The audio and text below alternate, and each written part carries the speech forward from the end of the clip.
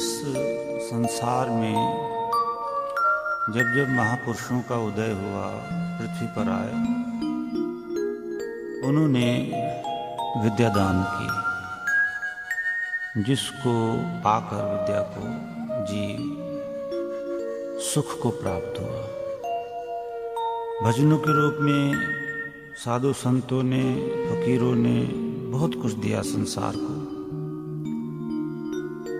और जो कठिन कार्य लगता है कि वेद शास्त्रों को पढ़ने से, तो वही सरल कार्य महापुरुषों ने वेदों के ज्ञान को सरल भाषा में और घर घर पहुंचाने की कोशिश की है।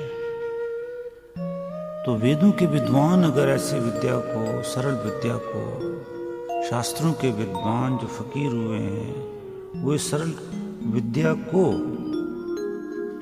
और जीव को आज भी बताते हैं, उस संस्कृति को दोहराते हैं, उन महापुरुषों की वाणियों को बताते हैं, तो आज के इस युग में सुख प्राप्त करना, ईश्वर को प्राप्त करना, परिवार को सुखी रखना और आसान हो जाए। इस भजन में कबीर ने योग की बात कही है। युंज धातु से योग शब्द निष्पन्न होता है, जिसका अर्थ होता है समाधि। समाधि का अर्थ होता है फाइनल लिबरेशन, यानी मोक्ष, केवल्य पद। ये कैसे होती है? योगस चित्त वृत्ति निरोधः, चित्त की वृत्ति बाहर ना जाए, अंदर ही रुक जाए। आंख अगर देखती है बुरा तो चित्त पर उसकी छवि न पड़े, कान बुरा सुनते हैं तो चित्त पर उसकी छवि न बने, वृत्ति न बने। तो ये वृत्ति का चित्त पर ना बनना ही योग है। और यहाँ बोला कबीर साहब ने, बाबा योगी एक अकेला। वेद में आता है कह एकाकी चरती, कौन अकेला चलता है यजुर्वेद में? तो आंसर है इसका वहीं सूर्य है एकाकी चरती, सूर्य जो है वो अकेला चलता है। उसी की उपमा देकर सूर्य की, कि जैसे सूर्य प्रकाश देता है सबको और अकेला आकाश में है, इसी प्रकार एक योगी जो है वो भी किसी की अपेक्षा नहीं करता। अपेक्षा का मतलब किसी से आश्रित होकर जीना नहीं जानता, सबका उपकार करेगा, सब में मिलेगा। और उसके पास उपकार करने के लिए क्या चीज है, भाईचारे के लिए क्या चीज है, कि जिस प्रकार सूर्य के पास अंधकार दूर करने के लिए प्रकाश है, तो उस योगी के पास जन्म जन्मांतरों की साधना, बहुनाम जन्मना अंते, जन्मनाम अंते ना, कई जन्मांतरों से साधना, ये इस जन्म की साधना के बाद उसकी बुद्धि में जो ज्ञान का प्रकाश प्रकट हुआ है, वो विद्या है भाईचारे को बढ़ाने के लिए, दुनिया को देने के लिए। स्वयं वो अकेला ही, जैसे सूर्य अकेला है तो प्रकाश दे रहा है, लेकिन सूर्य को प्रकाश देने में अभिमान नहीं है। उसको नहीं पता मेरे प्रकाश से सारा संसार जीवित है, या उसको नहीं पता कि मेरे प्रकाश निकलने से अंधकार दूर होता और हर एक चीज वैसी नजर आती जैसी है। रात में वैसी नजर नहीं आती, रात में तो रस्सी सर्प का भ्रम हो सकता है, लेकिन जब सूर्य निकला तब थोड़ी भ्रम होगा। ऐसे ही जब योगी की बुद्धि में विद्या के बल पर, योगाभ्यास के बाद, साधना के बाद जो प्रकाश होता है, उस प्रकाश में भी उसको कोई संशय नहीं रहता, उसको संसार वैसा ही नजर आता है जैसा है। यानी संसार नश्वर है, वो समझता नश्वर है। ईश्वर अजर अमर अविनाशी है, चेतन जीवात्मा अजर अमर अविनाशी है, उसको वैसा ही महसूस होने लगती है उस ज्ञान के प्रकाश से। और वही ज्ञान का प्रकाश दूसरों को बांटता है। और मजा यह है कि उसकी जीवात्मा ब्रह्म में लीन है, प्रकाशमान है, अपने स्वरूप को वो जाने हुआ है। तो इसलिए, क्योंकि वो जीवात्मा क्या है, असंगोयम पुरुष है, शास्त्र बोलता है, वो किसी संग दोष से परे है।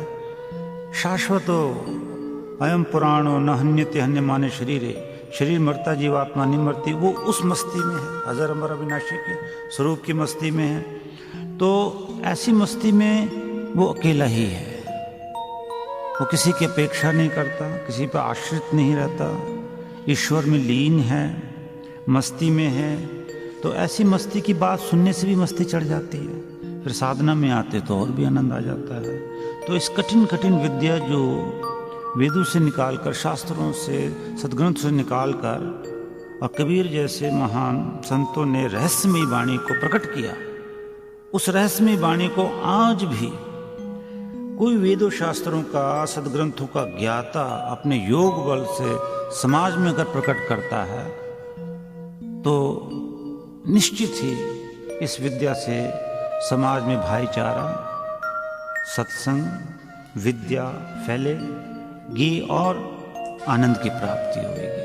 तो ये देखो कैसा अकेलापन है, योगी एक अकेला, मतलब आनंद में है वो, यानी किसी से राग द्वेष, अद्वेष्टा सर्वभूता नाम, किसी से राग द्वेष नहीं है, किसी से द्वेष नहीं है, पर वो एक जीवात्मा है जो ब्रह्मलीन होगी, वो एक मस्ती में अकेला ही है, सूर्य की तरह है।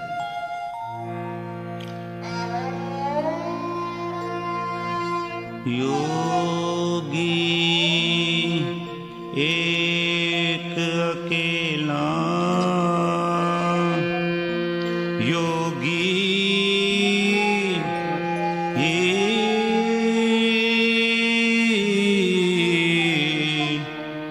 योगी एक अकेला, एक अकेला योगी,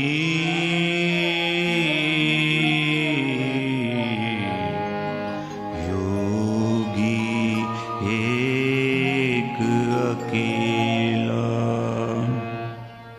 बाबा योगी एक अकेला, बाबा योगी एक अकेला, बाबा योगी एक अकेला, बाबा योगी एक अकेला। जाके तीर्थ व्रत ना मेला, योगी एक अकेला, बाबा योगी एक अकेला, बाबा योगी एक अकेला, रे बाबा योगी एक अकेला, बाबा योगी एक अकेला। झोली पत्र विभूति न बटवा, झोली पत्र विभूति न बटवा,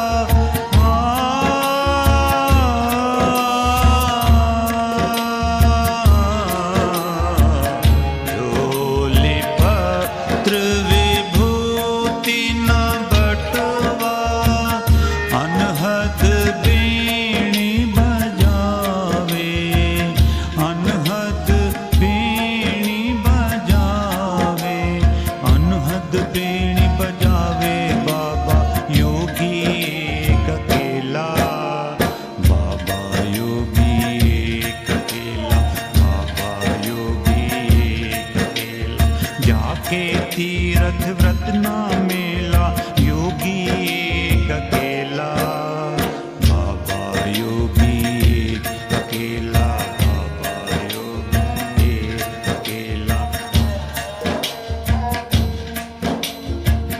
मांगी ना खाए ना भूखा सोवे, मांगी ना खाए ना भूखा सोवे, घर अंगना फिरी आवे, मांगी ना खाए ना भूखा सोवे, घर अंगना फिरी आवे, घर अंगना फिरी आवे, रे बाबा, बाबा योगी एक अकेला, बाबा योगी एक अकेला, बाबा योगी एक अकेला।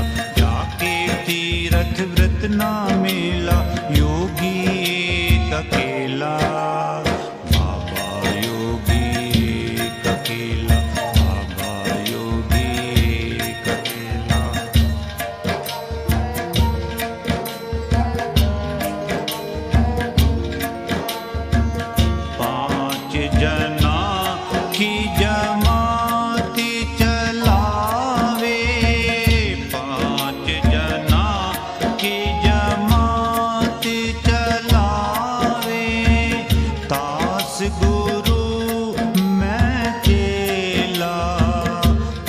गुरु मैं चेला, दास गुरु मैं चेला, बाबा योगी एक अकेला, बाबा योगी एक अकेला, बाबा योगी एक अकेला।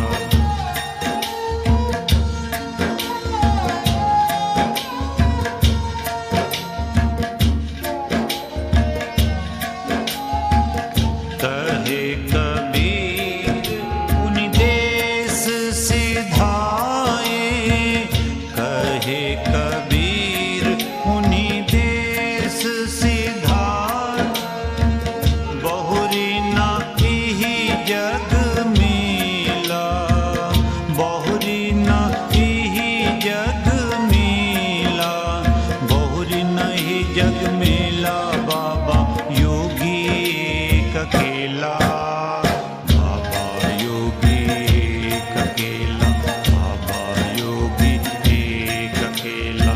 जाके तीर्थ व्रत ना मेला, योगी एक अकेला, बाबा योगी एक अकेला, बाबा योगी एक अकेला, बाबा योगी एक अकेला, बाबा योगी एक अकेला, बाबा योगी एक अकेला।